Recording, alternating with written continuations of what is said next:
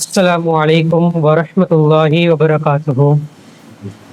إن الحمد لله نعمده ونستعينه ونستغفره ونعوذ بالله من شرور أنفسنا ومن سيئات أعمالنا. من يهده الله فلا مضل له ومن يضلل فلا هادي له. أشهد أن لا إله إلا الله وحده لا شريك له وأشهد أن محمدا عبده ورسوله. எல்லா புகழும் புகழ்ச்சியும் இந்த உலகத்தை படைத்து பரிபாலிக்கக்கூடிய சர்வ அதிகாரமும் படைத்த ஏகவல்ல இறைவன் ஒருவனுக்கே உண்டாகட்டுமாக. அல்ஹம்துலில்லாஹ். அல்லாஹ்வினுடைய சாந்தியும் சமாதானமும் இந்த இஸ்லாமிய மார்க்கத்தின் சத்திய தூதர் எம் உயிரிலும் மேலான கண்மணி நாயகம் ஸல்லல்லாஹு அலைஹி வஸல்லம் அவர்கள் மீதும் அந்நவர்களது வழிமுறைகளை அனுதினமும் பின்பற்றி வாழக்கூடிய அனைத்து முஸ்லிம்கள் மீதும் என்றென்றும் நின்று நிலவட்டுமாக.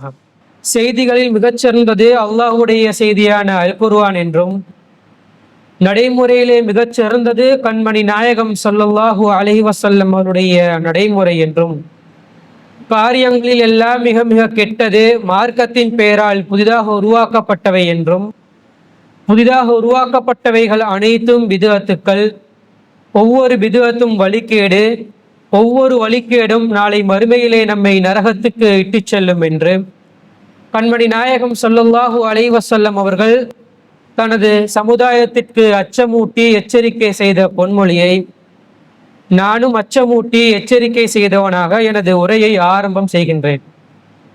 இறைவனுடைய மாபெரும் அருளினால் இறைவனால் கடமையாக்கி இருக்கக்கூடிய புனிதமிக்க ஜும்மாவுடைய கடமையை இறை தூதர் நபிகளார் காட்டிய நபிவழி மாத்திரம் நிறைவேற்ற வேண்டும் என்ற ஒரே நன்னோக்கத்திலே நாம் அனைவரும் இந்த இடத்திலே ஒன்று கூடியிருக்கின்றோம். பேரன்பிற்கினிய எல்லாம் வல்ல அல்லாஹு தாலாவுடைய நல்லடியார்களே, இந்த உலகத்திலே மனிதர்களாக வாழக்கூடிய நாம் இறைவனை நம்பியவர்களாக, இறைவனுக்கு கட்டுப்பட்டவர்களாக வாழ வேண்டும். இறைவன் எதையெல்லாம் நமக்கு செய்யுமாறு கட்டளையிட்டிருக்கிறானோ அவற்றை நம்முடைய சக்திக்குட்பட்டு செயற்படுத்தியவர்களாகவும், அதே போல இறைவன் எவற்றையெல்லாம் தவிர்த்து நடக்க வேண்டும் என்று நமக்கு தடை விதித்திருக்கிறானோ அதிலிருந்து முற்றுமுழுதாக அந்த பாவங்களில் இருந்து தவிர்த்து நடக்கக்கூடியவர்களாக முஸ்லிம்கள் இருக்க வேண்டும். அப்படி அவர்கள் தன்னுடைய வாழ்க்கையை அமைத்து கொண்டால்தான் அவருக்கு நாளை மறுமையிலே இன்பகரமான ஒரு சொர்க்க பூஞ்சோலையை அல்லாஹ் தயார் செய்து வைத்திருக்கின்றான். இப்படி நம்ம சொர்க்கத்துக்கு போவதாக இருந்தால் என்னென்ன மாதிரி இந்த உலகத்திலே நாங்கள் நடந்து கொள்ள வேண்டும், எவற்றையெல்லாம் கடைபிடிக்க வேண்டும் என்ற ஒரு பூர்ண வழிகாட்டல்களை அல்லாஹ்வும் அல்லாஹ்வுடைய தூதரும் நமக்கு தெளிவாக வழங்கி இருக்கிறார்கள். அப்படி இறைவனால் நமக்கு வழிகாட்டப்பட்ட, இறை தூதரால் வலியுறுத்தப்பட்ட ஒரு விடயம்தான் நாங்கள் இந்த உலகத்திலே வாழக்கூடிய சந்தர்ப்பத்தில் அனைத்து நிலைகளிலும் நாங்கள் நீதியாளர்களாக, நியாயத்தை போதிக்கக்கூடியவர்களாக, நியாயப்படி நடக்கக்கூடியவர்களாக தம்முடைய வாழ்க்கையை அமைத்து கொள்ள வேண்டும். ஏனென்றால் இந்த கட்டளையை அல்லாஹ் நபிகளாருக்கு கட்டளையாக அல்லாஹ் பிறப்பித்திருக்கிறான். அல்லாஹ் கூறுகிறான், புல் நபியை நீங்கள் சொல்லுங்கள், அமர ரப்பி பில் கிஸ்தி, என்னுடைய ரப்பு, என்னுடைய இறைவன் நீதியை கட்டளையிட்டுள்ளான் என்று நபியை நீங்கள் மக்களுக்கு எடுத்து சொல்லுங்கள் என்று அல்லாஹ் குர்ஆனிலே கூறுகின்றான். நபியாகவே இருந்தாலும் அவரோட ஆட்சி தலைவராக, ஒரு ஆன்மீக தலைவராக இருக்கின்ற பொழுது அவர் நியாயத்தை தான் மக்கள் மத்தியிலே நிலைநாட்ட வேண்டும் என்பது கட்டளை. அதே கட்டளையை ஒட்டுமொத்த முஸ்லிம்களுக்கும் இறைவன் ஒரு கட்டளையாக நமக்கு வழங்கி இருக்கின்றான். அல்லாஹ் சூரத்துல் நஹ்ல்ல 90வது வசனத்திலே கூறுகின்றான், இன்னல்லாஹ யஅமுரு பில் அத்லி வல் இஹ்சானி வ ஈதாஹி குர்பா, நீதியை நிலைநாட்டுமாறும், நல்லறங்கள் செய்யுமாறும், உறவினர்களுக்கு உதவி செய்யுமாறும் அல்லாஹ் உங்களுக்கு கட்டளையிடுகின்றான். தொடர்ச்சியாக அல்லாஹ் சொல்கிறான், வயன்ஹா அனில் ஃபஹ்ஷாஹி வல் முன்கரி வல் பகி, மாறாக வெட்கக்கேடானதையும் தீமையையும் வரம்பு மீறுவதையும் அல்லாஹ் உங்களுக்கு தடை செய்கின்றான், அல்லாஹ் ஹராமாகுகின்றான். யஇதுக்கும் லஅல்லக்கும் ததக்கரூன், நீங்கள் நல்லுணர்வு பெற வேண்டும் என்பதற்காக இந்த அறிவுரைகளை உங்களுக்கு அல்லாஹ் கூறுகிறான் என்று அல்லாஹ் குர்ஆன்ல சொல்லி காட்டுறான். அப்போ மனிதர்களாக இருக்கக்கூடிய நாம பல சந்தர்ப்பங்கள்ல பல பொறுப்புகள்ல நாம இருப்போம். தந்தையாக இருந்தா தன்னுடைய குடும்பத்திற்கு அவர் தான் ஒரு குடும்ப தலைவராக இருப்பாரு. ஒரு ஜமாத்தினுடைய ஒரு இயக்கத்தினுடைய ஒரு தலைவராக, நிர்வாகியாக, பொறுப்பாளியாக ஒருத்தர் இருக்கிறார் என்று சொன்ன அவர் அந்த பொறுப்பை ஏற்றுக்கொள்ளக்கூடியவராக இருப்பாரு. இப்படி நம்ம ஆட்சி அதிகாரத்தை நம்ம எடுத்துக்கொண்டாலும் இந்த உலகத்திலே வாழக்கூடிய அனைத்து மனிதர்களும் ஏதோ ஒரு வகையில ஒரு பொறுப்பு சாட்டப்பட்டவர்களாக இருக்கிறார்கள். அப்படி பொறுப்பு சாட்டப்பட்டவர்கள் நீதியானவர்களாக, நீதியை நிலைநாட்டக்கூடியவர்களாக, நியாயத்தை போதிக்கக்கூடியவர்களாக இருக்கணும். ஏன் இந்த அளவுக்கு இது முக்கியத்துவம் சொல்லப்படுகிறது என்று சொன்னால், அல்லாஹ் இந்த பண்பை அவனுக்கே அல்லாஹ் கடமையாக்கி இருக்கின்றான். நபிகள் நாயகம் ஸல்லல்லாஹு அலைஹி வஸல்லம் அவர்கள் கூறுகிறார்கள், அல்லாஹ் கூறுவதாக, யா இபாதி, என்னுடைய அடியார்களே, ஹர்ரம்து துல்ம அலா நஃப்ஸி, மக்களுக்கு அநீதி இழைப்பதை விட்டும் என்னை நானே தடுத்துக் கொள்கிறேன். அல்லாஹ் சொல்றானாம், மக்களுக்கு அநீதி செய்யக்கூடாது என்று சொல்லி அல்லாஹ்வே அவனுக்கு ஒரு கட்டளையை, ஒரு வரம்பை ஏற்படுத்தி வைத்திருக்கிறான். அல்லாஹ்வாக இருக்கக்கூடிய நானாக இருந்தாலும் நீதியைத்தான் நிலைநாட்ட வேண்டும் என்ற ஒரு கட்டுப்பாடை அவனுக்கு அவன் நிர்ணயித்து வைத்திருக்கின்றான். நம்ம எப்பேற்பட்ட ஒரு இறைவனை வணங்கி கொண்டிருக்கிறோம். இறைவன் ஒரு செயலை ஆகு என்று கூறினால் புண் என்ற வார்த்தையின் மூலமாக ஆக்கக்கூடிய இறைவன், அவன் எந்த ஒரு செயலை செய்தாலும் எதிர்த்து கேள்வி கேட்பதற்கு யாருமே இல்லாத நிலையில அவனாகவே என்ன செய்யறான், நானே ஒரு விடயத்துல தீர்ப்பளிப்பதாக இருந்தால் நீதியானவனாக, நீதியை நிலைநாட்டக்கூடியவனாகத்தான் நான் இருக்க வேண்டும். அதே கட்டளையை அல்லாஹ் நமக்கு கூறுகின்றான், வஜஅல்துஹு பைனக்கும் முஹர்ரமன், அதே தடையை உங்களுக்கும் நான் ஏற்படுத்துகிறேன்.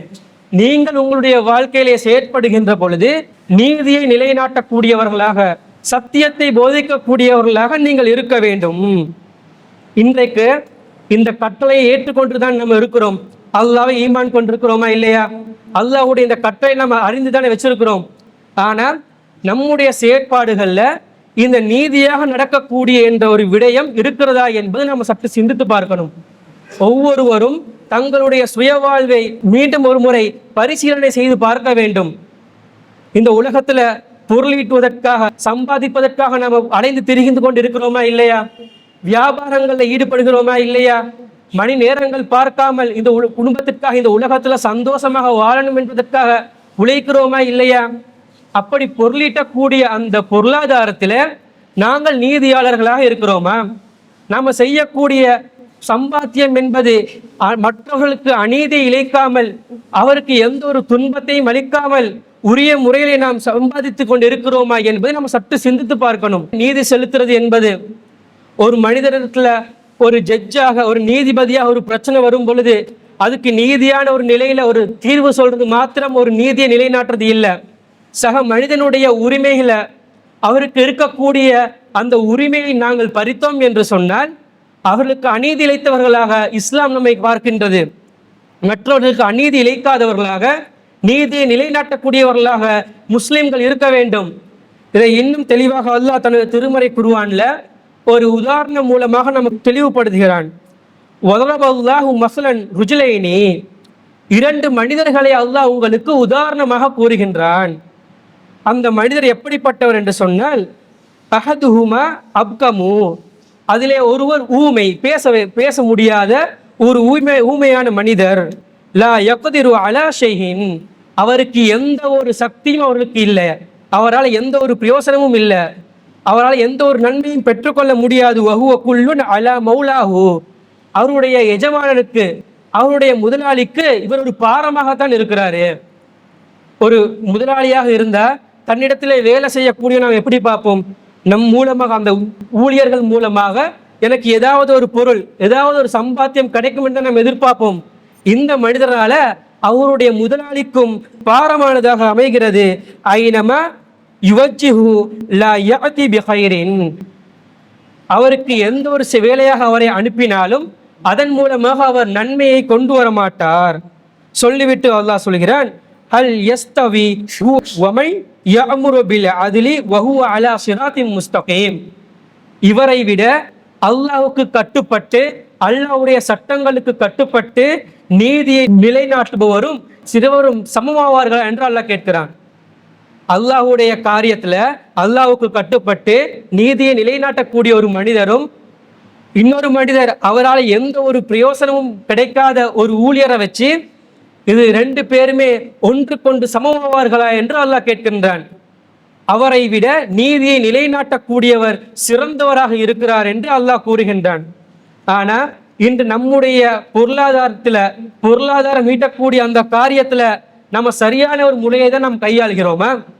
நம்ம ஒரு வியாபாரியாக இருந்தா, நாம ஒரு நிறுவனத்தின் கீழேயோ அல்லது ஒரு தனி நபரின் கீழேயோ நம்ம வேலை செய்பவர்களாக ஊழியர்களாக இருந்தால் நம்முடைய செயற்பாடுகள் எந்த வகையில் அமைந்திருக்குது? பொய்களை சொல்லக்கூடியவர்களாக, பித்தலாட்டங்களை செய்யக்கூடியவர்களாக வியாபாரம் செய்யக்கூடியதை நாம் பார்க்குறோமா இல்லையா? உதாரணத்துக்கு ஒரு நிறுவனத்துல வேலை செய்யக்கூடியவர் அல்லது ஒரு தனி மனிதர்களிடத்துல ஒரு வேலை செய்யக்கூடிய ஒருவர், அந்த முதலாளி அவருக்கு ஒரு வேலையை சொல்றாருன்னு சொல்லி வச்சுக்கொள்வோமே. ஒரு பொருளை வாங்கிட்டு வருமாறு சொல்றாங்க. ஒரு 1000 ரூபாவுடைய பொருள் வாங்குவதற்காக போகிறார்.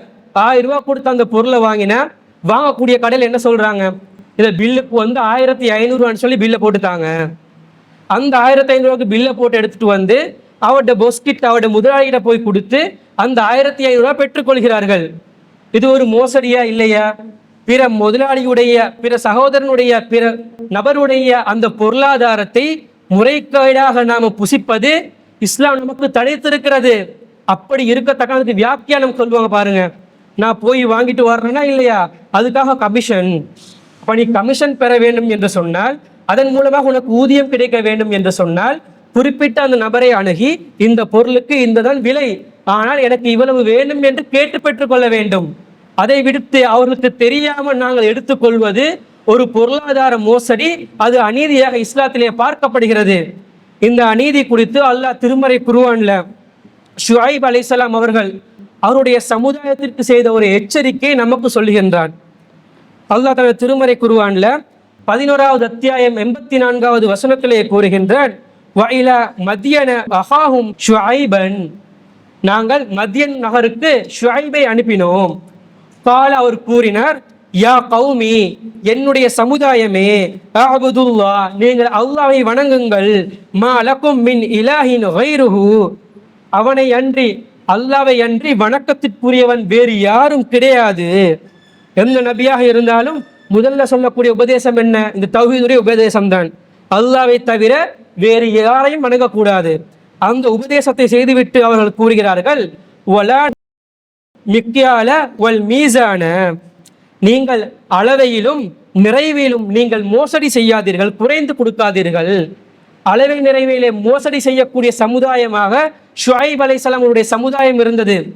நீங்க அப்படி செய்யாதீர்கள்.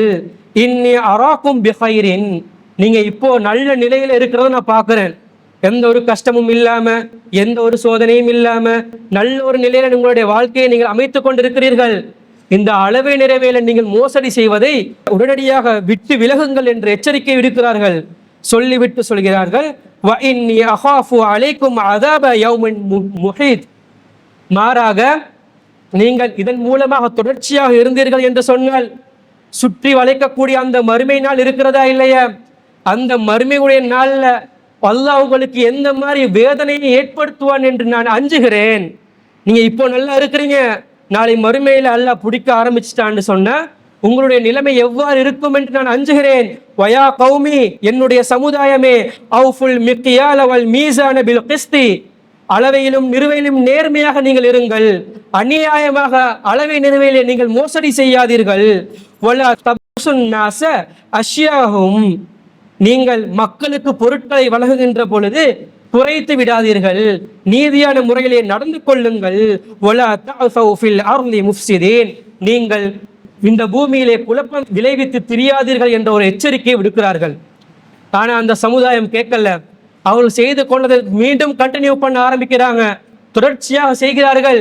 இறுதியாக அந்த சமுதாயத்திற்கு ஷுஐப் அலைஹிஸ்ஸலாம் அவர்கள் எச்சரிக்கை விடுக்கிறார்கள், வயா கௌமி, என்னுடைய சமுதாயமே, லா யஜ்ரிமன்னக்கும் ஷிகாகி ஐ யுஸீபக்கும் மிஸ்லு மா அஸாப கௌம நூஹின் அவ் கௌம ஹூதின் அவ் கௌம சாலிஹின், நீங்கள் என் மீது இருக்கக்கூடிய கோபத்தின் காரணமாக, என் மேல் இருக்கக்கூடிய வெறுப்பின் காரணமாக அளவு நிலவிலே நீங்கள் மோசடி செய்கிறீர்களே, அநியாயம் செய்கிறீர்களே, நீதியாக நடக்கவில்லையே.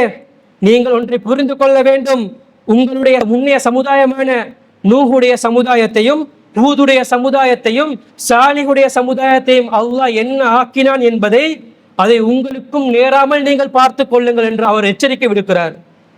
நூஹுடைய சமுதாயத்தால் அழிச்சானா இல்லையா? ஹூதுடைய சமுதாயத்தால் அழிச்சானா இல்லையா? சாலிஹுடைய சமுதாயத்தால் அழிச்சானா இல்லையா? அது போன்ற ஒரு அழிவு உங்களுக்கு ஏற்படாமல் இருப்பதற்காக நான் உங்களுக்கு எச்சரிக்கை விடுக்கின்றேன். நீங்கள் இந்த அளவை நிறைவேறி மோசடி செய்வதிலிருந்து நீங்கள் விலகிக் கொள்ளுங்கள். வமா கௌமு லூத்தின் மின்கும் பஈதின். லூத்துடைய சமுதாயம் உங்களுக்கு மிக தொலைவிலே இல்லை, அதையும் புரிந்து வச்சுக்கோங்க. லூத்துடைய சமுதாயத்தையும் அல்லாஹ் அழித்தான். அந்த லூத்துடைய சமுதாயத்துக்கு மிகவும் அருகாமையிலே நீங்கள் இருக்கிறீர்கள்.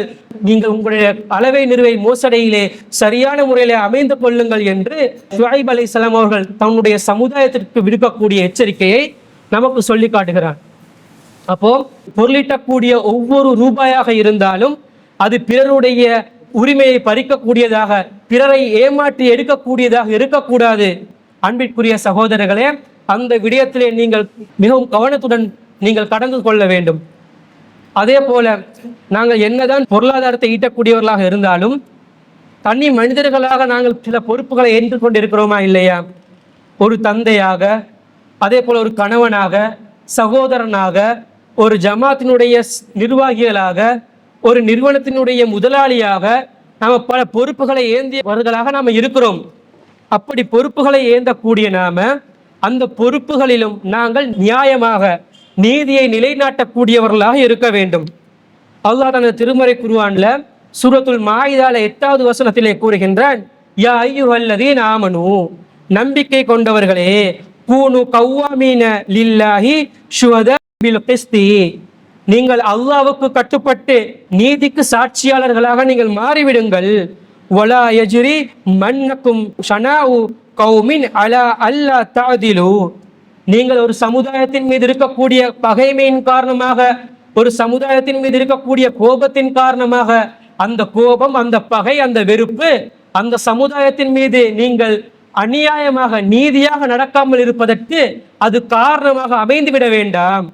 நீங்க ஒருத்தர் மீது கோபமே கொண்டிருந்தாலும், ஒருவர் மீது நீங்கள் பகைமையே கொண்டிருந்தாலும், அவரை நீங்கள் வெறுக்கக்கூடியவராக இருந்தாலும், தீர்ப்பளிக்கக்கூடிய நிலையிலே நீங்கள் இருந்தீர்கள் என்று சொன்னால், உங்கள் மூலமாக நீதி கிடைக்கப்பெற வேண்டிய ஒரு நிலையிலே அவர்கள் இருந்தார்கள் என்று சொன்னால், நீங்கள் என்ன செய்யுங்கள்?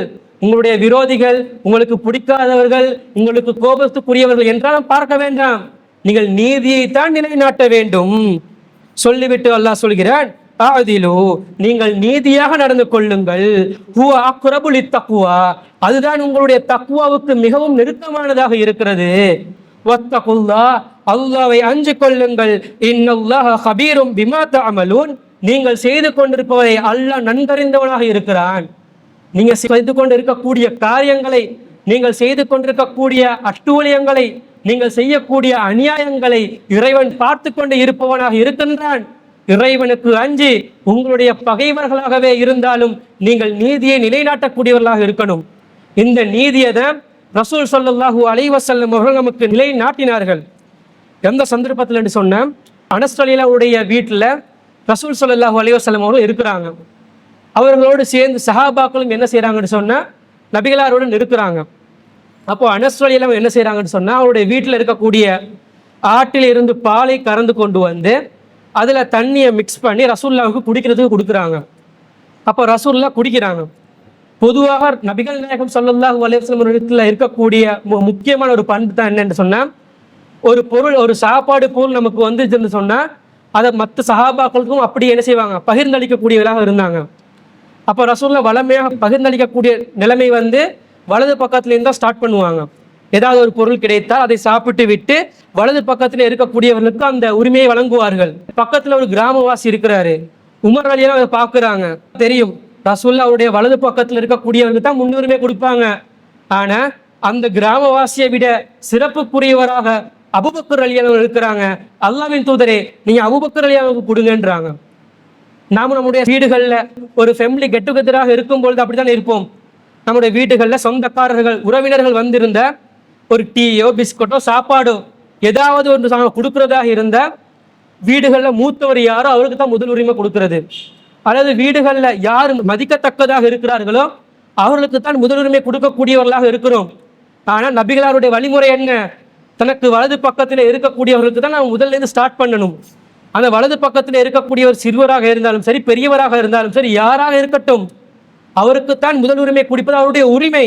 அப்போ ரசூல் ஸல்லல்லாஹு அலைஹி வஸல்லம் அவர்கள் தமது வலது பக்கத்திலே இருக்கக்கூடிய அந்த அராப் வாசிக்கு தான் என்ன செய்யறாரு, பாலை கொடுக்குறாங்க. கொடுத்து விட்டு நபிகள் நாயகம் ஸல்லல்லாஹு அலைஹி வஸல்லம் அவர்கள் சொல்கிறார்கள், சும்ம கால, பிறகு சொன்னார்கள், ஐமன ஃபல் ஐமன, வலது பக்கத்தில் இருப்பவர்களுக்கு தான் முதல் உரிமை கொடுக்கப்பட வேண்டும்.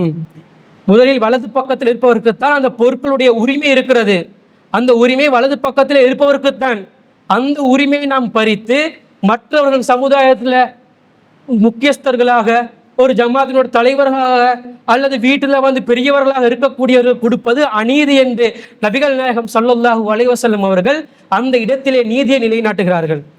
இது ஒரு சாதாரண விஷயமே இல்லை. நம்முடைய கண்ணுக்கு ரசூலுல்லாஹ்க்கு பால் கிடைக்குது, அது யாருக்கு வேணாலும் கொடுக்கலாமா இல்லையா, பகிர்ந்தளிக்க எல்லாரும் தான் போகுது, முதல்ல இவருக்கு தான் கொடுக்கணும் என்ற கட்டாயம் இல்லையே. ஆனால் அதற்கு உரிமை படைத்தவர் வலது பக்கத்தில் இருக்கக்கூடியவர். ஒரு சிறிய விடயமாக இருந்தாலும் அதிலே அநீதி இழைக்கக்கூடாது என்று நபிகள் நாயகம் ஸல்லல்லாஹு அலைஹி வஸல்லம் அவர்கள் நமக்கு அழகான முறையிலே வழிகாட்டுகிறார்கள்.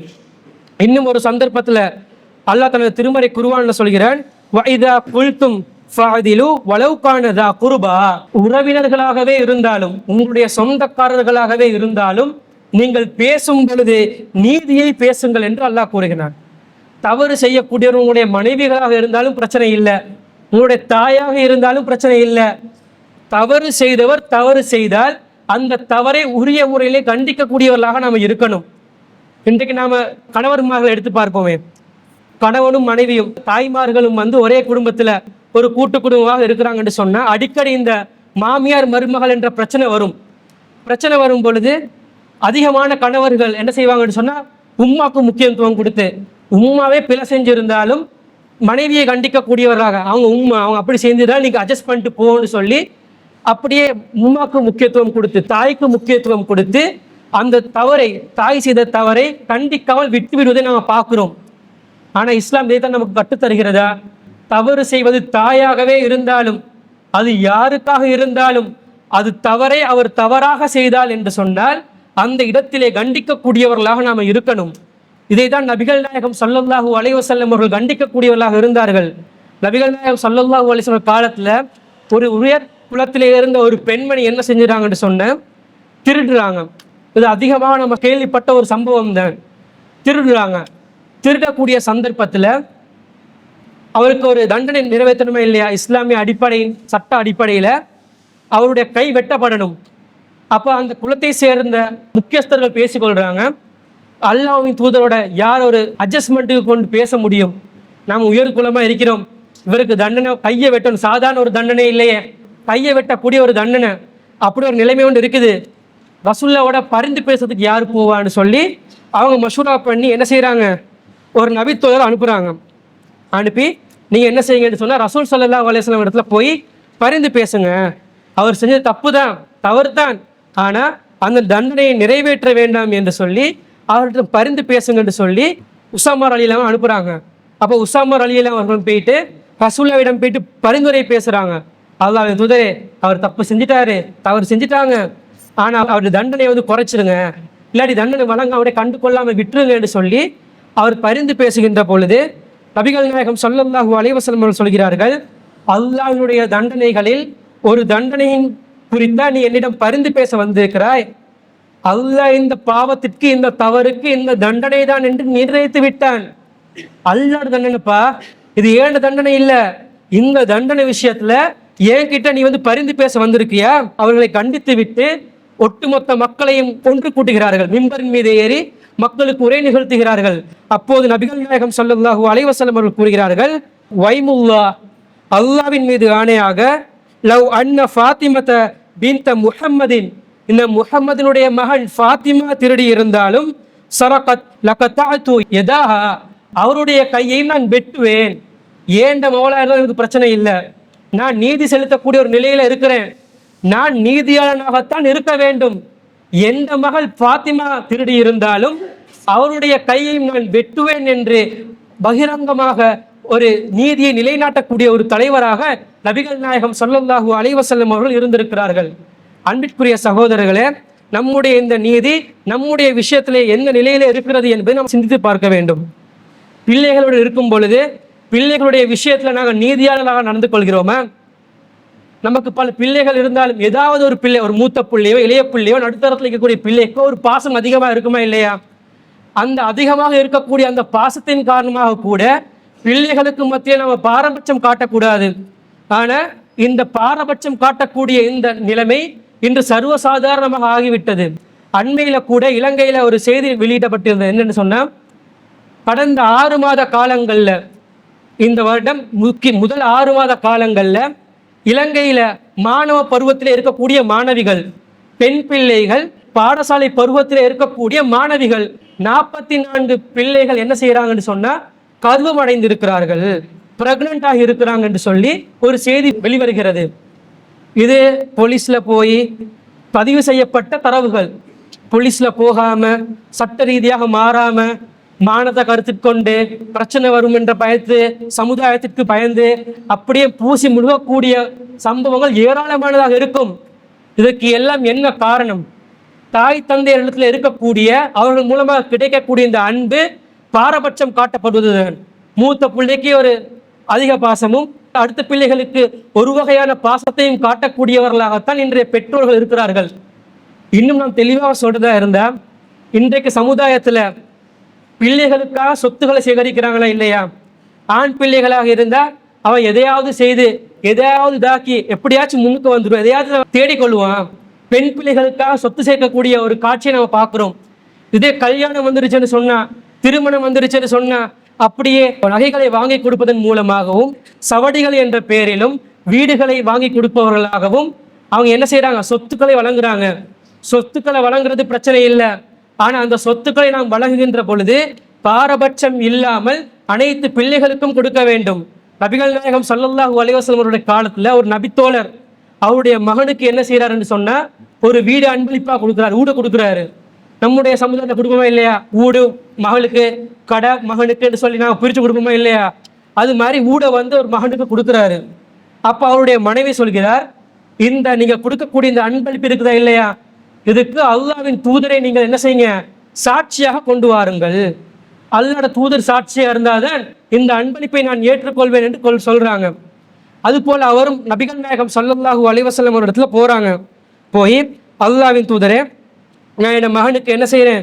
இந்த வீடை கொடுக்குறேன், அன்பளிப்பாக கொடுக்குறேன். அதுக்கு வந்து நீங்கள் சாட்சியாக இருந்து கொள்ளுங்கள் என்று சொல்லும் பொழுது நபிகள் நாயகம் ஸல்லல்லாஹு அலைஹி வஸல்லம் அவர்கள் கேட்கிறார்கள், நீங்கள் மற்ற பிள்ளைகளுக்கும் இது போல கொடுத்துட்டீங்களா? உங்களுக்கு மற்ற பிள்ளைகள் இருக்கிறாங்களா இல்லையா? இவருக்கு கொடுக்குறீங்க, ஓகே, பிரச்சனை இல்லை. மற்ற பிள்ளைகளுக்கும் இது போன்ற அன்பளிப்புகளை நீங்கள் கொடுத்து விட்டீர்களா என்று கேட்கிறார்கள். அப்போது அந்த மனிதர் இல்லை என்று சொல்கிறார்கள். அப்போது நபிகள் நாயகம் ஸல்லல்லாஹு அலைஹி வஸல்லம் சொல்கிறார்கள், வத்தகுல்லாஹ், நீங்கள் அல்லாஹ்வை அஞ்சு கொள்ளுங்கள், உங்கள் பிள்ளைகளிடையே நீதி செலுத்துங்கள் என்று நபிகள் நாயகம் ஸல்லல்லாஹு அலைஹி வஸல்லம் அவர்கள் கட்டளை விதிக்கிறார்கள். அல்லாஹ்வை பயந்துக்கோங்க. உங்களோட பிள்ளைகளாகவே இருந்தாலும் பிள்ளைகளுக்கு மத்தியிலே நீங்கள் செய்யக்கூடிய அந்த அன்பிலே, நீங்கள் கொடுக்கக்கூடிய அன்பளிப்புகளிலே ஒரு பாரபட்சம் காட்டாமல் சம நிலையிலே இருக்க வேண்டும் என்று நபிகள் நாயகம் ஸல்லல்லாஹு அலைஹி வஸல்லம் அவர்கள் கூறுகிறார்கள். இப்படி நாங்கள் நம்முடைய காரியங்கள் நீதியை நிலைநாட்டுவோம் என்று சொன்னால் நாளை மறுமையிலே அல்லாஹ் அதற்கு மிகப்பெரிய ஒரு சன்மானமாக நமக்கு வழங்குகிறான். என்ன சன்மானம் என்று சொன்ன, மறுமை நாளில் ஆட்சியாளர்கள், ஆட்சியில் இருக்கக்கூடியவர்கள் வல்லமையும் மாண்பும் மிக்க அளவற்ற அருளாளனின் வலது பக்கத்திலே இருக்கக்கூடிய ஒரு ஒளியிலான ஒரு மேடையிலே இருப்பார்கள். அல்ல ஒரு ஸ்டேஜ் ஒன்றை போட்டு வலது பக்கத்தில் அது ஒளியிலாக அலங்கரிக்கப்பட்டு ஒரு ஸ்டேஜில் வந்து ஒரு ஆட்சியாளர்களை அல்ல நிறுத்தி வைப்பான். கூறிவிட்டு நபிகள் நாயகம் ஸல்லல்லாஹு அலைஹி வஸல்லம் அவர்கள் சொல்கிறார்கள், இவர்கள் யார் என்று சொன்னால் நம்முடைய நிர்வாகத்திலும் அதே போல குடும்பத்திலும் தமது பொறுப்புகளை பெற்று கொண்டவர்களிடத்திலே நியாயமான முறையிலே நடந்து கொண்டவர்கள் என்று சொல்லி அல்லாஹ் தனியாக ஒரு ரிவார்ட் கொடுத்து அப்படியே அவர்களை மகிழ்விக்கக்கூடியவனாக மக்களுக்கு மத்தியிலே சிறப்பிக்கப்படக்கூடிய ஒரு நிலையை நாளை மறுமையிலே அல்லாஹ் நமக்கு வழங்குகிறான். எனவே அன்பிற்குரிய இஸ்லாமிய சகோதரர்களே, நம்முடைய வாழ்நாளில் நம்ம அனைத்து சந்தர்ப்பங்களிலும் நாம் பெற்றோர்களாக இருந்தாலும் சரி, வியாபாரத்திலே முதலாளிகளாக இருந்தாலும் சரி, பல அமைப்புகளுடைய பொறுப்பிலே இருக்கக்கூடியவர்களாக இருந்தாலும் சரி, நாம ஒரு செயல் செய்வதாக இருந்தால் அந்த செயலிலே நீதியை நிலைநாட்டக்கூடியவர்களாக நியாயத்தை கூறக்கூடியவர்களாக, நியாயமிக்கவர்களாக மாறி நாளை மறுமையிலே சொர்க்கத்திற்கு செல்லக்கூடிய நன்மக்களாக உங்களை என்னை மேகவல்ல இறைவன் ஆக்கி அருள் புரிவானாக. வாஹ்ர தஅவானா அல்ஹம்துலில்லாஹி ரப்பில் ஆலமீன்.